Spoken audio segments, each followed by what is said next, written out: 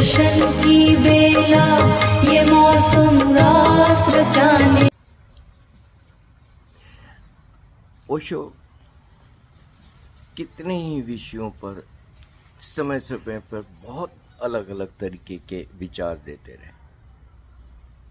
एक ही विषय पे 10 तरीके के विचार भी हो सकते हैं। एक ही प्रवचन में एक ही विषय के समर्थन में भी बोल देंगे और उसके विरोध में भी बोल देंगे। अब क्या होता है कि ये मन की चालाकी है, जो जो उसे पसंद आता है, जो जो उसकी कंडीशनिंग के अनुकूल होता है, जो उसकी आदतों के अनुकूल होता है, उसकी कमजोरियों के अनुकूल होता है, जो उसकी बीमारियों के लिए अनुकूल होता है, वो तो कहता है देखो ओशो ने ऐसा बोला है। अब शराबी कहेगा ओशो को, ओशो ने तो शराब के समर्थन में भी बोला। जुआरी बोलेगा, भाई जो भी जिसको भी जो भी कमी होगी या जो भी तरीके की चीज़ होगी उसके समर्थन में ओशो के कोटेशन ले आएगा। ऐसे व्यक्ति के लिए उस विषय पे विचार करना जो ओशो ठीक विपरीत बोले हैं।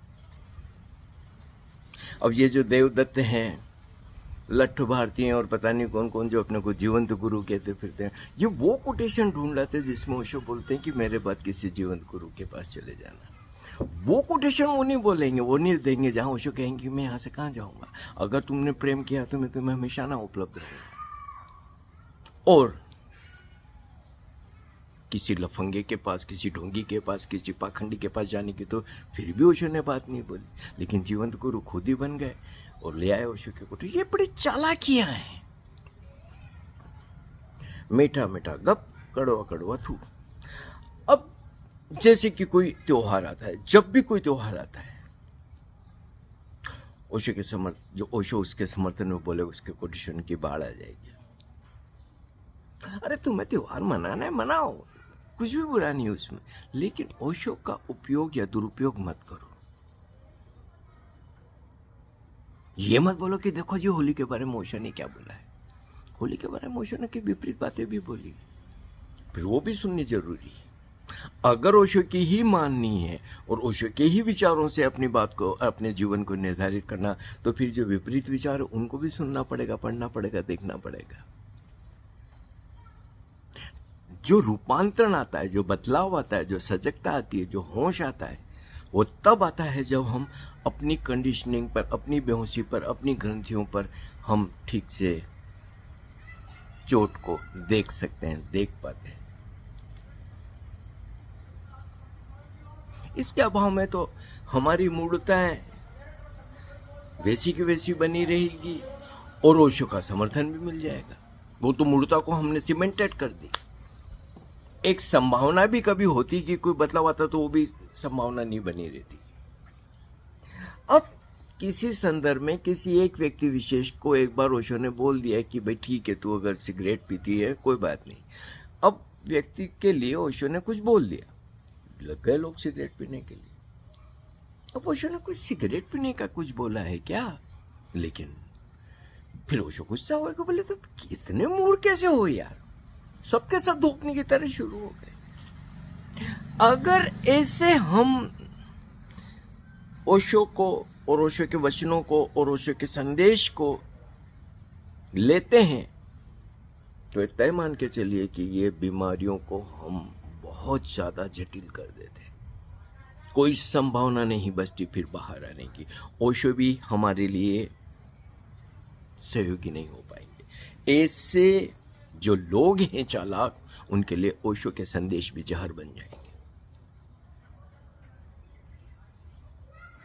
अब आज मैं देख रहा हूं फेसबुक पे और सब पर बाढ़ आई हुई है। होली पे पता नहीं क्या क्या कहा ओशो ने, होली ऐसा त्योहार है जो, अरे भाई होली मनाना मनाओ, तुम्हें ओशो के समर्थन की जरूरत क्यों पड़ रही है? इतने लाचार और इतने कमजोर क्यों हो? जो तुम्हें करना है करो ना भाई, मनाओ होली को मजे से। ओशो के समर्थन की तुम्हें क्यों जरूरत पड़ रही है? जो करना है कम से कम जवाबदारी तो लो यार। क्या नहीं मैं कर रहा हूं क्योंकि मुझे करना है, जवाबदारी से कम कभी कोई रूपांतरण की, किसी परिपक्वता की आधार तो बनेगी। वरना तो हर बात के लिए रख दिया बात कंधे पे ओशो की बंदूक। और मैं देख रहा हूं, इसीलिए मूढ़ों की एक पूरी जमात खड़ी हो गई देखते देखते, क्योंकि उसी तरीके के से सारे चालाक लोग हैं जो हर बात के लिए ओशो की बातें ढूंढ लाए। ये जो लठ भारती देवदत्त और ये है, ये कभी बोलेंगे कि वो बातें जिसमें ओशो कहेंगे अगर तूने मुझे प्रेम किया तो मैं यहां से कहां जा सकता हूं, मैं तुम्हें हमेशा ना उपलब्ध रहूंगा। लेकिन उनके अपने ढोंग धतूरे करने हैं, उनको प्रसाद बांटना है, उनको भाई भतीजों को बुला बुला के जय जयकार करवानी है, क्योंकि सबको पैसा चाहिए। तुम ओशो को बेच रहे हो। शर्म भी नहीं आती अपने सदगुरु को बेच के खाते हुए इन लोगों को। अरे क्या हो जाएगा, रूखी सूखी खा लोगे तो क्या फर्क पड़ जाएगा यार। क्या गुनाह करने जा रहे हो। जुदास ने तो एक दिन भी जिंदा नहीं रह पाया उस गुनाह के बाद, तुम तो साले रोज के रोज फैलते ही जा रहे हो।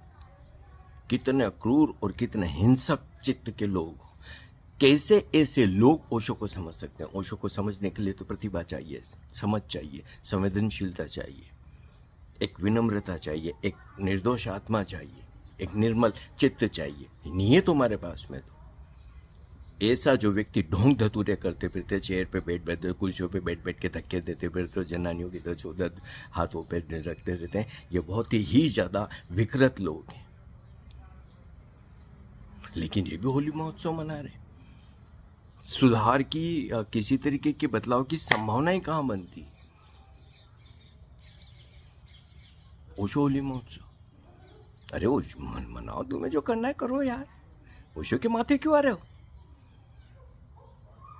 साले अपंग लोग, अपाहिज लोग, विकृत लोग, तमाम तरीके के कमजोर लोग, हर चीज के लिए ओशो की बैसाखी चाहिए। अगर ओशो का संदेश आपको वैशाखियों पे ले आए, लाचार कर दे, तो आप बहुत बेवकूफ। ओशो ने हमें कभी भी इस तरीके से लाचार बनाना नहीं चाहा। हमें उन्हें आत्मनिर्भर किया, मैच्योर किया, इंटेलिजेंट को कहते हैं ना कि मैं तुम्हारे इंटेलिजेंस को शार्पन कर रहा हूँ। ओशो के संदेश से हमारा को इंटेलिजेंस बनना चाहिए। हम डिसीजन ले, मुझे ये करना है क्योंकि मुझे अच्छा लगता है। ओशो क्या बोलते हैं, ओशो जाने, ये मैं अपने जीवन का निर्णय मैं करूंगा। मुझे पता है कि मुझे आज होली खेलना है। ओशो क्या बोलते हैं, ये ओशो की अपनी काम। ओशो तो हमेशा नहीं कहते रहे कि जो तुम्हें अच्छा लगे, मैं कहता मेरे को सुनो, लेकिन तुम वो करो जो तुम्हें अच्छा लगता। तो ओशो कहता अगर तुम मेरी बात सुन के गड्ढे में खिर गए तो मैं गड्ढे के बाहर खड़े होकर हंसूंगा कि गजब का मूड है, मेरी बात सुन के चला था। ओशो तो हमें आत्मनिर्भर बना रहे, सक्षम बना रहे। और अगर आप सक्षम नहीं बन रहे हो, आत्मनिर्भर नहीं बन रहे हो, स्वयं के निर्णय नहीं ले पा रहे हो, तो आप ओशो को समझ ही नहीं रहे हो।